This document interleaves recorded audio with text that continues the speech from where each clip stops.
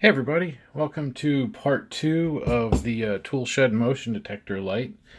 I made a decision, actually my wife made the decision, going to install these two cob LEDs on here. And I think I'm going to butt them right up against each other so that I can change out that wire, make it shorter, and I can cover up that hole at the bottom. Plus, it looks like two of these will fit nicely on a single piece of the double-sided tape. So I know that's what I want to do. So I've already gone and drilled a hole in the corner. That's where the wire is going to go in, because that's closest to the control board. Then I put a big old resistor on there. That was just out of the light that this was in. I figured, why not? It seems to work fine. We'll check the current draw just to see after we get this about hooked up. So first thing we'll do is let's mount the LEDs, and I'll use some of this 3M tape from eBay. So let's see, they are about that long.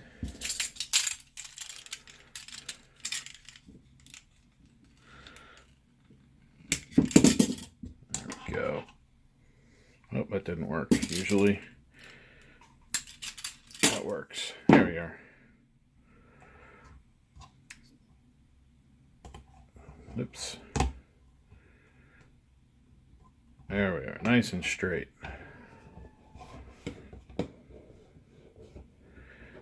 Push it down. Get tight against the plastic without pushing it into that hole. Then get the backing off. It's actually one of the reasons I leave a little edge, because when I touch it, so it's got, fingerprints and stuff on it. But then it also gives me a spot to cut to get the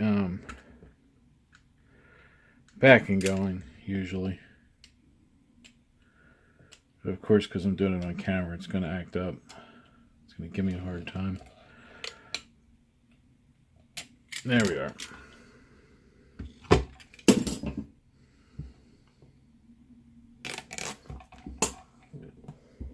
And then we'll set these cobs on here. These are nothing special. They're out of those dollar store lights. They look like a normal light switch, and it takes a couple AA's, 2 or 3, I forget. So these are going to go here.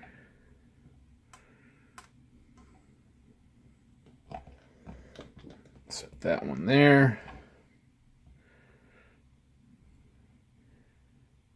I'm going to offset them just a little bit. Not for any other reason other than it makes soldering a little easier. Because what I'm hoping to do is just a little wire to there, a little wire to there, just to clean it up a little. Alright, now we can put the negative on.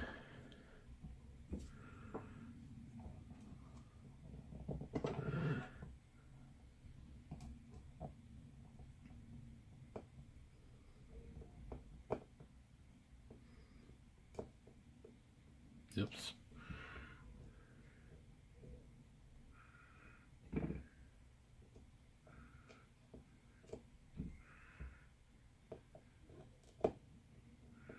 What in the world? Oh, there's a little piece of wire sticking up. There we go. Alright. Negative and positive. So let's put a little more solder on there. There's some old, what I suspect to be silver solder on there.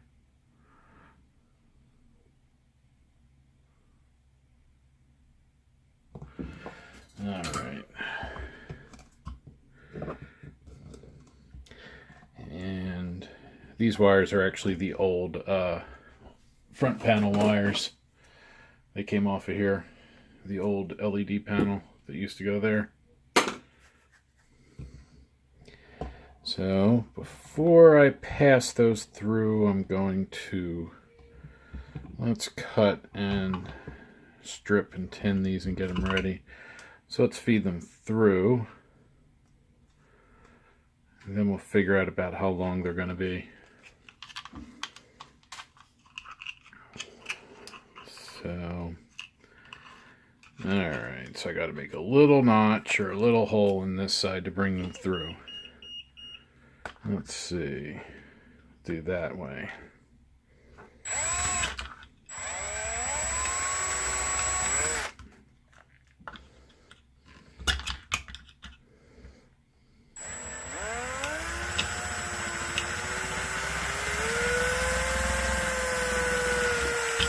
There we are. That was sloppy, but it worked.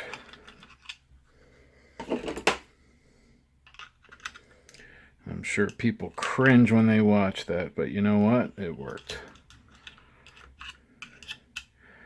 Now these wires are actually going to be about perfect. They're a tiny bit long, but that's it's not bad. They're not going to be sticking out anywhere or getting in the way of anything.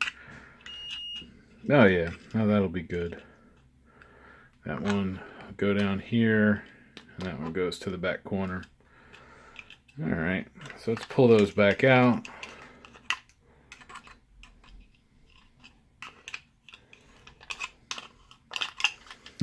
And pull them back through here, and then we can get the ends ready to be soldered.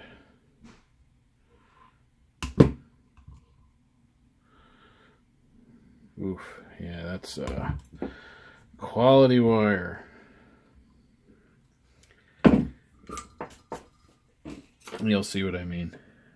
That black looks like it's short, but I have a feeling as soon as I hit it with heat, it's gonna shrink back. Yep.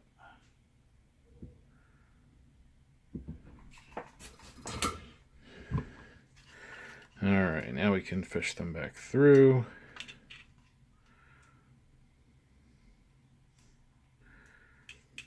Fishing these through, that hole is just the right size.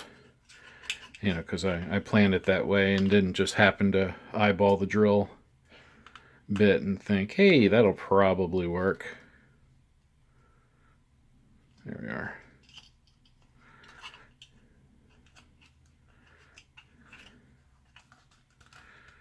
Yeah. And then this side.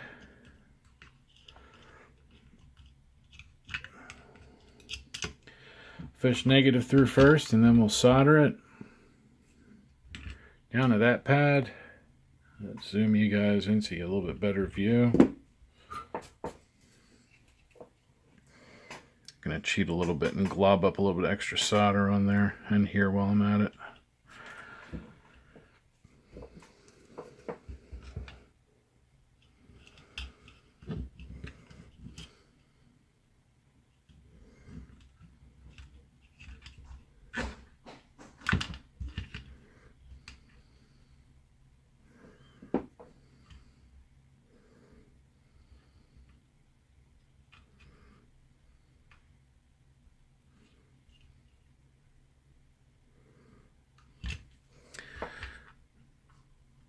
There we are.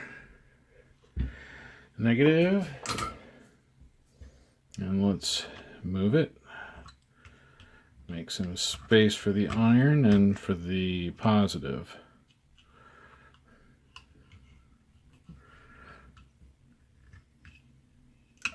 You know, I never would have thought that spending $9 on this silly thing would have become this interesting to me. Alright, let's get a little bit of extra solder on the pad.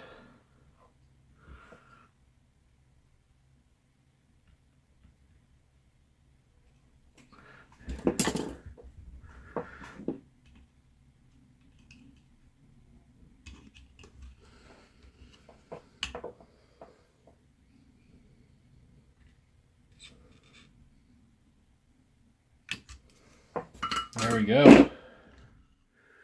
It's soldered in. Move that resistor up, make sure it's not touching anything it's not supposed to.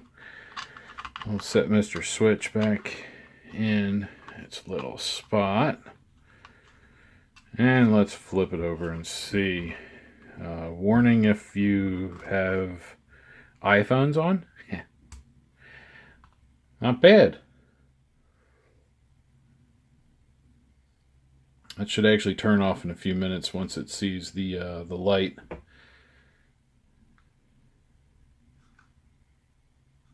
Actually, oh, there we go. Yep. Now, it won't come on now because it's not dark in here, but let me go turn the lights off and I'll show you. Okay, I turned the lights off, so now it's on, and we'll wait for it to turn back off, and then I'll show you. Oof, that's bright.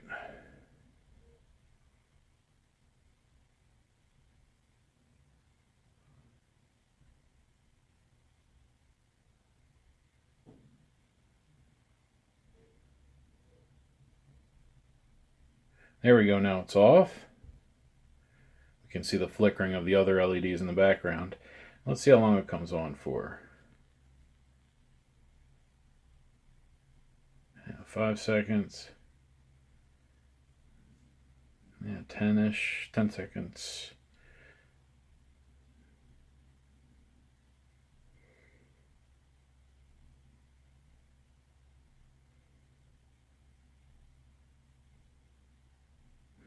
And it's about 25 seconds. That's pretty good. Oh, let's turn this off now. We don't need that blinding everybody. So you get the idea.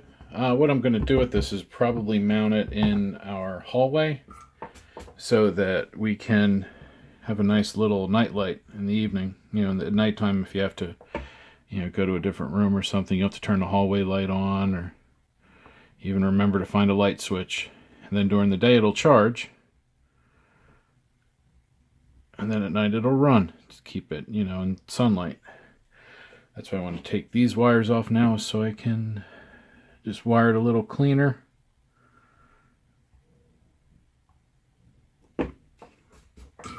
Let's see what we have to use. Maybe some copper, some enameled copper would be nice. Yeah, how about, let's go with some purple enameled copper. This stuff.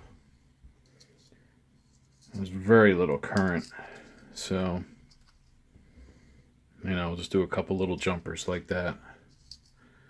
Oh, let's get my solder lights back on. I'm trying to figure out why it seems so dark. Alright, so we'll cut a little length off. That's way too much, but that's fine. And let's zoom you guys out.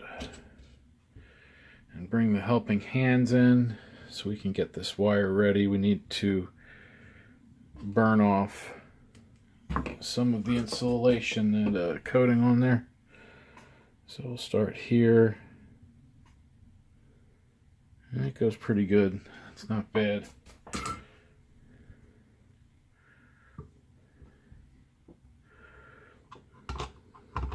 So that's gonna go, let's see, from here to here.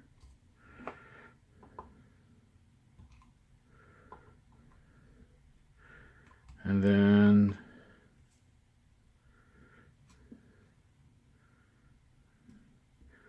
there to there. And I could probably do this with bare copper. This might even end up cooking all the enamel off. But let's see. Let's put the other one on first.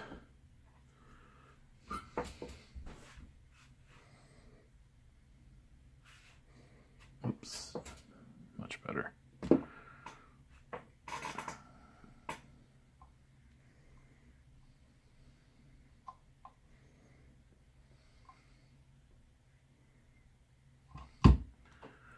There's one. Get that piece out of there.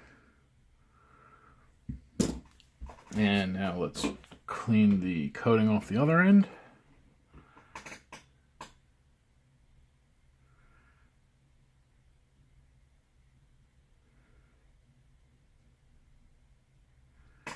There we are. Like I said, there's a little extra.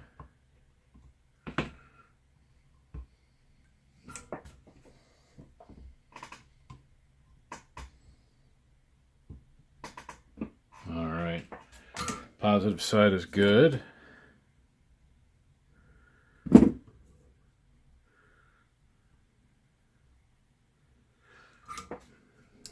get this side ready.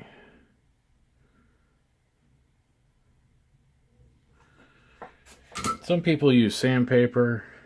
You could do that, real fine sandpaper. Scrape it with a knife.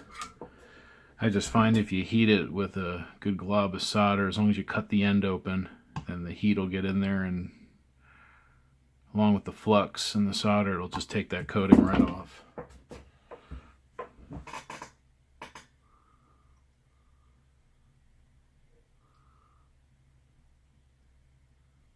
There we are. You can kind of see the coating as it melts off. It'll kind of puddle around the edge of the solder. It's going to go there.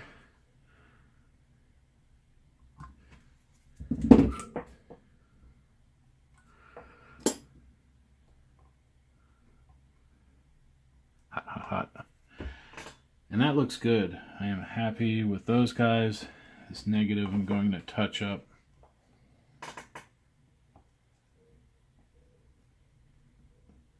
That's a lot better. And just a little verification. Let's make sure. Hey, there we go. Now we need to put the back on, and we can consider it finished. Now the battery was living in here. It kind of seems like it fits nice there, but it doesn't go in far enough. So it will have to go back in here. Before I had a big chunk of gaff tape holding it down. I think what I might do this time, let's get the back, is I think I may double side tape the battery to the back, you know, to here, keep it from rattling around. And I could just, I really don't want to gaff tape it again. Let's see what happens if I tape it to the back, because that would be a nice way to ensure the battery's unhooked if we take the back off. It's kind of a added safety, you could say, for that super unsafe 3.7 volt lithium. Let's see if that'll go like this.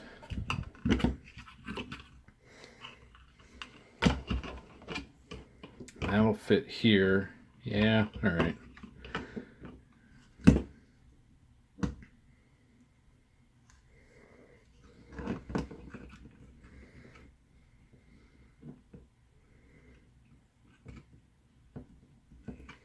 I have to buy some real 3M tape at some point, because this stuff's great. I've used the real stuff and it's fantastic, and even this knockoff stuff's not bad. It does the job. I call it the M3 tape.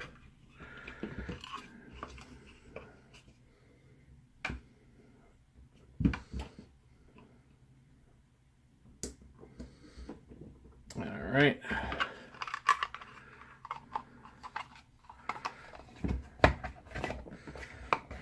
Goes back on. Feels good. Yeah, it's nice. And let's get the fasteners back in. Oh, the tip's too small.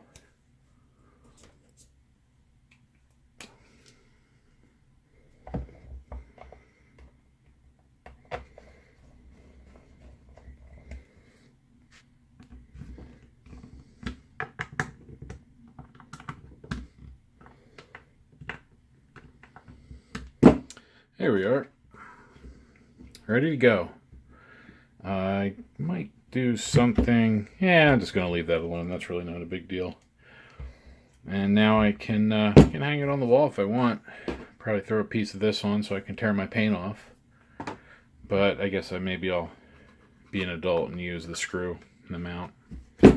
But there you go. That's putting a cob on. And the way I modified it to only turn on when there's motion at night.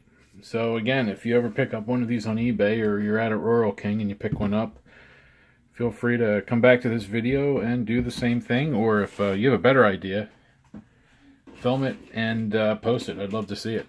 Thanks for watching.